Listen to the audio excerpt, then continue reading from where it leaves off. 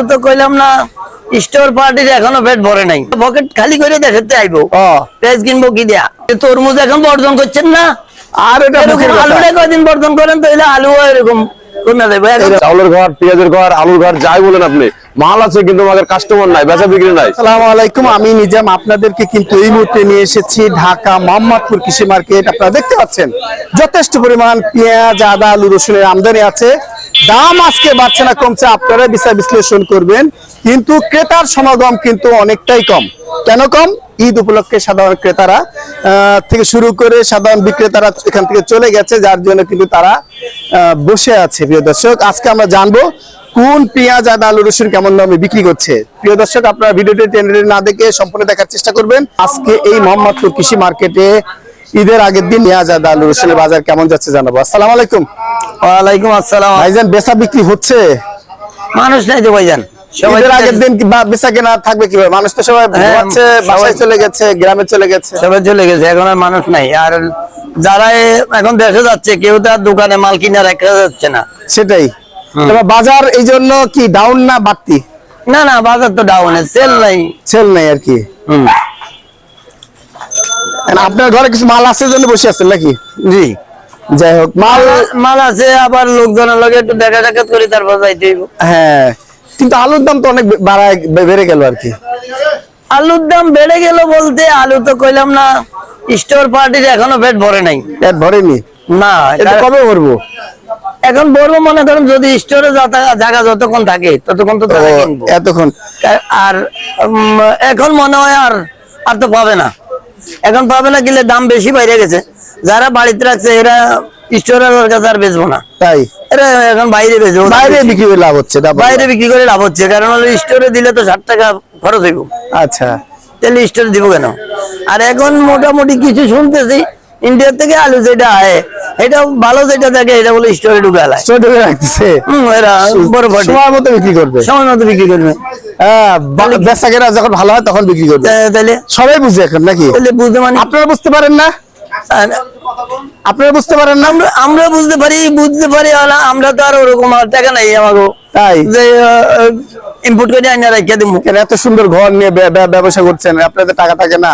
সুন্দর তো ঘর কয় না, ছাগলে 3টা বিয়ায় 2টা দুধ খায়, একটা উলালে নাচে। এখন আমরা করি আইছি এই জন্য উলালে নাচতে। আচ্ছা আচ্ছা, তার মানে আপনাদের বেচা বিক্রি ভালোই আছে।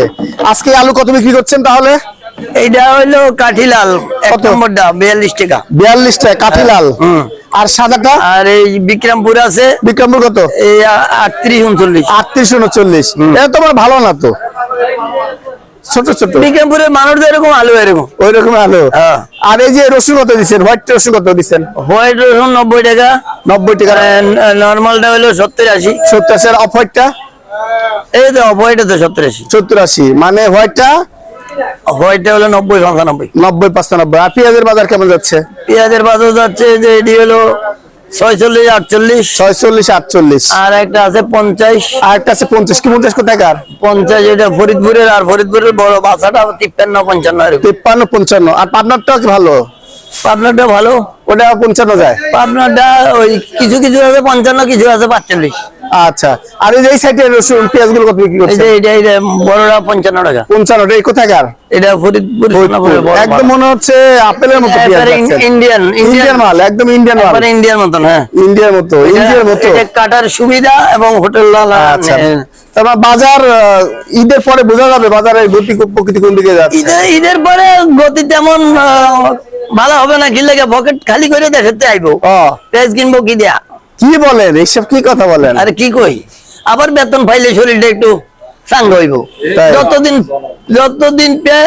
বেতন না পাইবো অতদিন একটু না খায় থাকবো, আলু ভর্তা খাইয়া থাকবো। মানে ভাত মাছ খাওয়ার সাথে এইটা লাগে কয়টুকু? পেঁয়াজ, আদা, আলু, রসুন।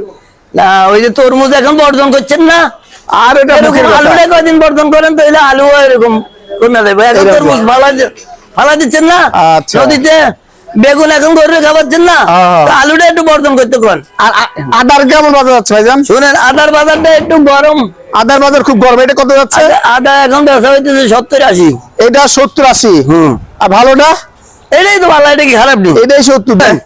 এই যে এখানে লিখে রাখছি বেশি করে আলু খান ভাতের উপরে কোথায় লেখা আছে ভাইজান? শুনেন দেখি। এটা আগে লিখছিলাম ওই যে প্রধানমন্ত্রীর কথায়। আচ্ছা, আচ্ছা, হ্যাঁ, আচ্ছা। যখন আলুর দাম কম ছিল। আচ্ছা, আচ্ছা। তো এখন এটা আবার পাল্টা হলাম। কেন? এই আলু বর্জন করেন, আলু কারণ বর্জন হলো করেন? এত দামে আলু খাওয়া যাবে না, কারণ হলো আলু খাইলে ডায়াবেটিস বাড়ে।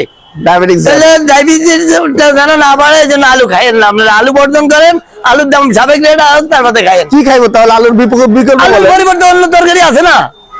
অন্য তরকারির দামও তো পরে বেড়ে যাবে। না, অন্য তরকারির দাম এখন তেমন বেশি না।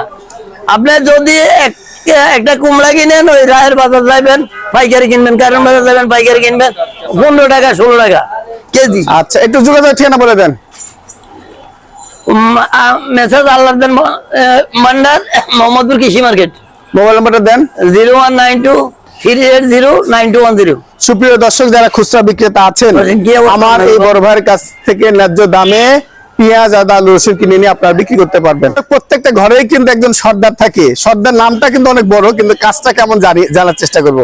ভাই, আপনি এই ঘরের সর্দার, মুন্সিগঞ্জ বাণিজ্যালয়। জি ভাই, আমি আপনি সর্দার হলে তো ওই যে আড়তদারের চেয়ে বেশি টাকা পয়সা ইনকাম করার না কথা। ভাইয়া, এইবারকার রমজানে বেচা বিক্রি নাই, আমাদের আড়তদারেরও খুব সমস্যা। আপনাদের কমিশন দিচ্ছে না? কমিশন একবারে আমার সীমিত কমিশন। তারপরে আমরা আমাদের ছেলে পিলার জন্য কিছুই কিনতে পারিনি এই জগৎ। বাড়ি যে যাবো ভাড়া দেয়, এই ভাড়াটাও কানেকশন নেই আমাদের কাছে, একবারই কাস্টমার নাই। চাউলের ঘর, পেঁয়াজের ঘর, আলুর ঘর, যাই বলেন আপনি, মাল আছে কিন্তু আমাদের কাস্টমার নাই, বেচা বিক্রি নাই। না, এখন তাহলে যে মাহাজনও খুব অভাবে আছে, বকশিস টকশিস দিবে না। ওটা বলছে ভাই, যে হাসতেছে, পিছন থেকে হাসতেছে, বুঝছেন? টাকা আছে, মহাজনের টাকা থাকে না। না ভাইয়া, এবারকার ব্যবসা খুবই খারাপ, আসলে খুবই খারাপ। হ্যাঁ, এই জন্য মানে ধরেন সবারই মন না খারাপ।